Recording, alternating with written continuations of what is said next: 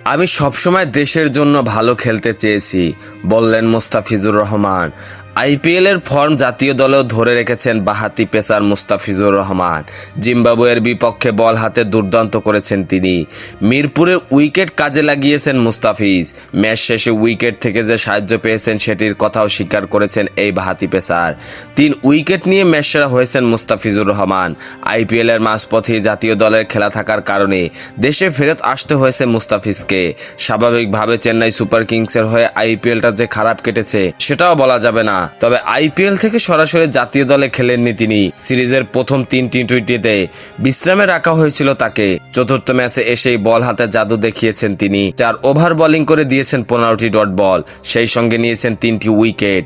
Match শেষে মুস্তাফিজ জানালেন, দেশ হোক বা ফ্র্যাঞ্চাইজি ক্রিকেট, তিনি সবসময় ভালো খেলতে চান। আমি সবসময় দেশের জন্য ভালো খেলতে চেয়েছি।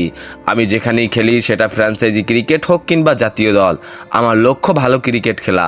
জাতীয় দল তো সবার আগে। উইকেট কিছুটা মন্থর ছিল, সত্যি বলতে আমার পরিকল্পনা বাস্তবায়ন করতে, যেটা কিনা আমাকে সহযোগিতা করেছে। মুস্তাফিজের খাতায় আরো একটি উইকেট যোগ হতে পারত যদি না 19তম ওভারে প্রথম বলটিতে ক্যাচ নিতে পারতেন সাকিব আল হাসান। অবশ্য ওই ওভারের 3য় বলেই দুর্দান্ত এক ক্যাচ নেন তানজিদ হাসান তামিম।